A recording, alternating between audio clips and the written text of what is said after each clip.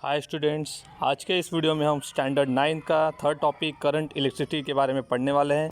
अब तक इस वीडियो में हमने potential and potential difference, free electrons and current flowing through the wire and electric current, ampere and उससे रिलेटेड जो मैथमेटिकल सम्स है वो सॉल्व किया है। Resistance and Ohm's law and resistance and resistivity of the conductor, उसका mathematical expression, electric circuit diagram, यहाँ तक हमने पढ़ लिए हैं। अब आगे की इस वीडियो में हम आगे का नेक्स्ट पार्ट है हमारा वो पढ़ेंगे। तो आगे का जो पार्ट है वो हमारे सिलेबस से कट है, इसे हमें नहीं पढ़ना है।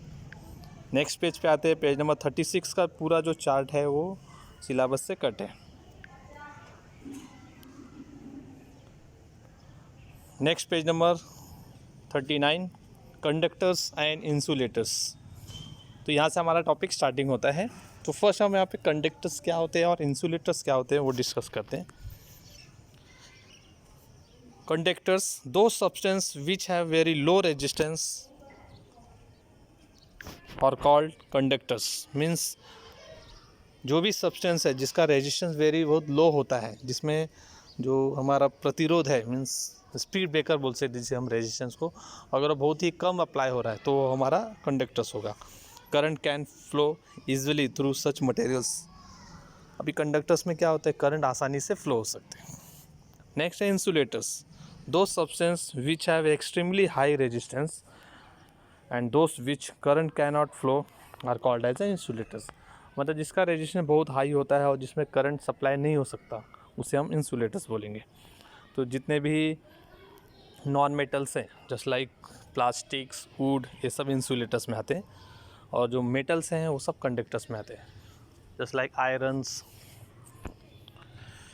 अभी नेक्स्ट जो पार्ट है experimental proof of Ohm's law, ये हमारे सिलेबस से कट है, तो इसे हमें नहीं डिस्कस करना है। नेक्स्ट इससे रिलेटेड जो सम है हमने ऑलरेडी पहले ही सॉल्व कर चुके हैं। अब इस टॉपिक का जो फाइनल पार्ट है system of resistors and effective resistance, ये हम पढ़ेंगे। तो इसमें दो टाइप के हैं, resistors in series and resistors in parallel. तो फर्स्ट हम सीरीज़ के बारे में डिस्कस करेंगे। तो रेजिस्टर्स इन सीरीज, ये एग्ज़ाम में 5 मार्क के लिए एग्ज़ाम में पूछे जाते हैं इस टाइप के क्वेश्चन। इसमें डायग्राम प्लस इसका एक्सप्लेनेशन करना होता है। तो देखते हैं। You can see that the ends of the 3 resistors are connected so that they flow one after other in a single line. अब यहाँ पे आप देख सकते हैं कि यहाँ पे हमने 3 रेजिस्टर्स को कनेक्ट किया हुआ है, R1, R2 and R3. These resistors are said to be connected in series. अभी इसे हम सीरीज में कनेक्ट किया हुआ कर सकते हैं. In such arrangement the same current flow through each resistor. इसमें क्या होता है, सेम करंट each रजिस्टर में फ्लो होता है।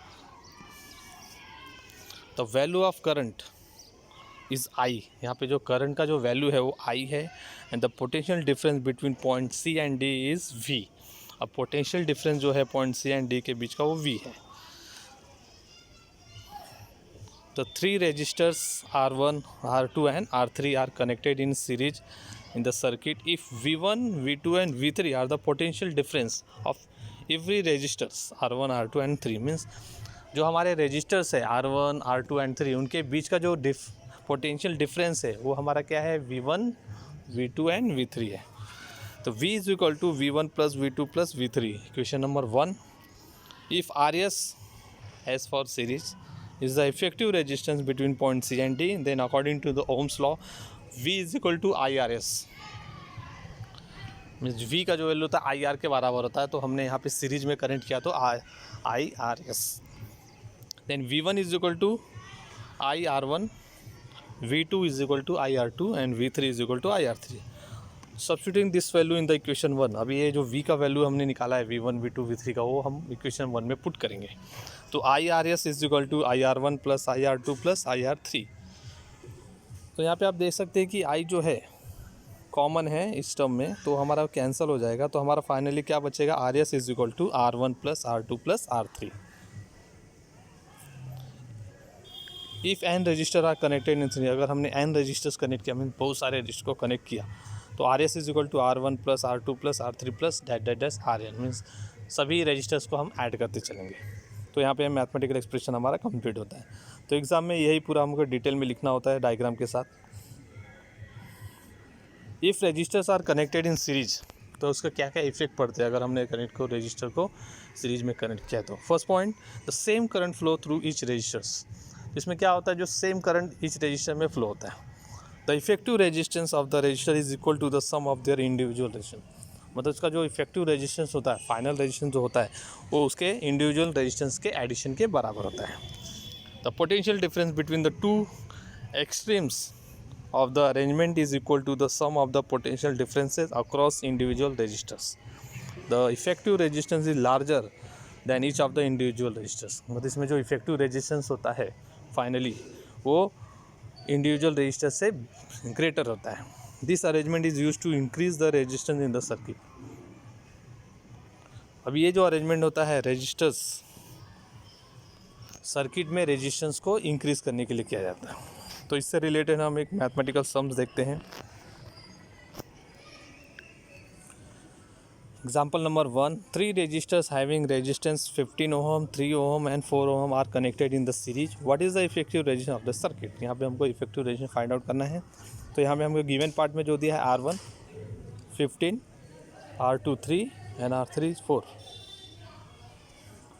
Then effective resistance Rs is equal to R1 plus R2 plus R3, 15 plus 3 plus 4 is equal to 22. Next आते हैं हम resistors in parallel.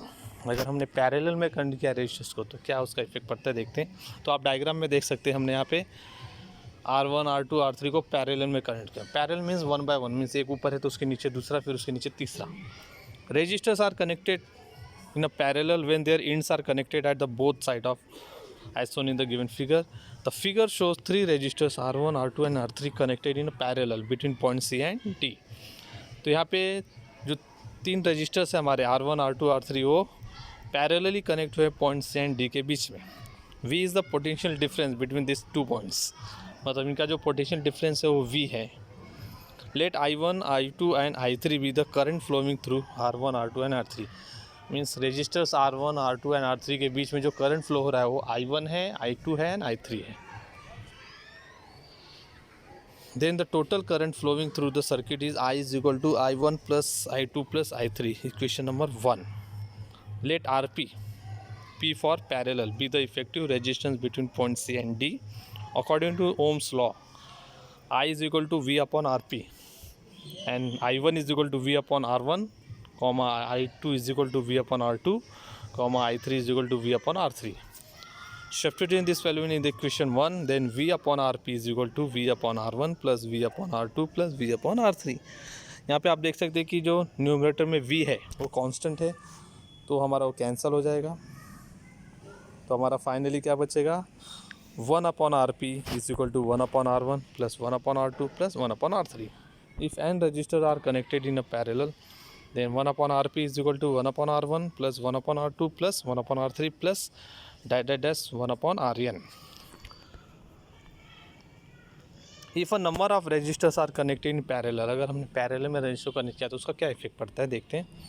The increase of effective resistance is equal to the sum of the inverse of individual resistance. The current flowing through an individual resistor is proportional to the inverse of its resistance, and total current flowing through the circuit is sum of the currents flowing through the individual resistors. The potential difference across end of all resistors is the same. इनका जो potential difference होता है सभी का same ही होता है। The effective resistance of resistors connected in a parallel is less than the least resistance of the individual resistor. मतलब यहाँ पे जो effective resistance होता है वो लेस होता है इसके individual resistors से। This arrangement is used to reduce the resistance in the circuit.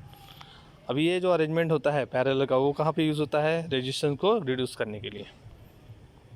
तो इससे रिलेटेड हम एक मैथमेटिकली सम सॉल्व करते हैं। Example number 1, resistors having a resistance of 15 ohm, 20 ohm and 10 ohm are connected in a parallel. What is the effective resistance in the circuit. तो given part में हमारा R1 15 ohm है, R2 हमारा 20 ohm है and R3 हमारा 10 ohm है। Then 1 upon RP is equal to 1 upon R1 plus 1 upon R2 plus 1 upon R3. तो 1 upon RP is equal to 1 upon 15 plus 1 upon 20 plus 1 upon 10. तो यहाँ से हम क्या करेंगे, तीनों का हम LCM फाइंड आउट करेंगे। तो हमारा LCM जो आता है 60 आता है। तो 15 के जगह पे हमको 60 लाना, तो हमको 4 से मल्टीप्लाई करना पड़ेगा। तो न्यूमरेटर में हम 4 से मल्टीप्लाई करें तो 4/16। एंड सेकेंड वेरिएंट में हमारा 1/20 है, तो नीचे हमको 60 लाना है तो 3 से मल्टीप्लाई करना पड़ेगा न्यूमरेटर एंड डिनोमिनेटर में। तो ऊपर हमारा 3 हो जाएगा। एंड 10 है तो 10 की जगह पे 60 लाने के लिए हमको 6 से मल्टीप्लिकेशन करना पड़ेगा, तो ऊपर 6 हो जाएगा। देन 4 + 3 + 6/60 = 13/16। तो जब हम उसको डिवाइड करेंगे तो 4.615 ओहम। तो ये हमारा इफेक्टिव रेजिस्टेंस होगा।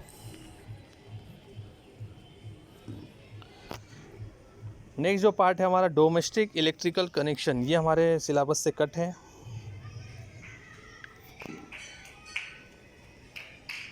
तो नेक्स्ट हम देखते हैं फ्यूज़ वायर, मोस्ट इम्पॉर्टेंट है ये। तो fuse wire is use to protect domestic appliances, मतलब इसका जो यूज़ होता है घर के जो अप्लायंसेस होते हैं उनको प्रोटेक्ट करने के लिए किया जाता है। It is made up of mixture of substance and has a specific melting point. ये सब्सटेंस से बना होता है जिसका स्पेसिफिक मेल्टिंग पॉइंट होता है। It is connected in a series to the electric appliances, ये सीरीज में इसे कनेक्ट किया जाता है। If for the same reason the current in the circuit increases excessively the fuse wire gets heated up and melts. जब increase current ज़्यादा flow होता है तो ये जो वायर होता है वो हीट की वजह से मेल्ट हो जाता है। The circuit gets broken and the flow of current stop, जिसकी वजह से सर्किट ब्रोक हो जाता है और करंट सप्लाई स्टॉप हो जाता है। दस protecting the appliances, this wire is fitted in a groove in the body of porcelain like non-conducting material. For domestic use, fuse wire with upper limits of 1 ampere, 2 ampere, 3 ampere, 4 ampere, 5 and 10 ampere are used.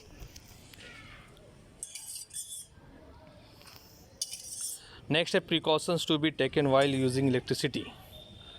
Electric switches and sockets. First point, electric switches and the socket should be fitted at a height at the which small children cannot reach. Means हमको ये जो switch का socket होता है उसको height पे लगाना चाहिए जिससे छोटे बच्चे उसे टच ना कर सकें। Pull a plug wire should not be pulled while removing a plug from this socket. Point number second, before cleaning an electrical it should be switch off. जब हम किसी इलेक्ट्रिक अप्लायंसेस को क्लीनिंग कर रहे होते हैं तो उस समय उससे बटन को ऑफ रखना है। And plug remove from the socket, plug को निकाल देना है।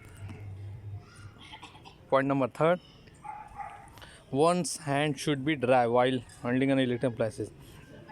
जब भी हम किसी इलेक्ट्रिक अप्लायंस को टच करते हैं उस समय हमारे हाथ को ड्राई रखना है। And as for us one should use footwear wire rubber soles, means हमेशा हाथों में रबड़ के दस्ताने पहने, because rubber is an insulator, prevent the current flow रूइंग द बॉडी। मीन्स करंट क्या करता है, रबड़ क्या करता है कि फ्लो होने से स्टॉप करता है। If a person gets an electric shock you should not touch the person. अगर किसी व्यक्ति को शॉक लग गया तो उसको टच नहीं करना है। You should switch off main switch, हमें क्या करना है उस समय मेन स्विच को ऑफ करना है। And if the switch is too far you do not know where is it locate then you should remove the plug from the socket if possible. If not then you should use a wooden pole to push the person away from the electric. तो हमें क्या करना है उस समय लकड़ी से उस पर्सन को वायर से अलग करना है। तो यहाँ पे हमारा टॉपिक कंप्लीट होता है।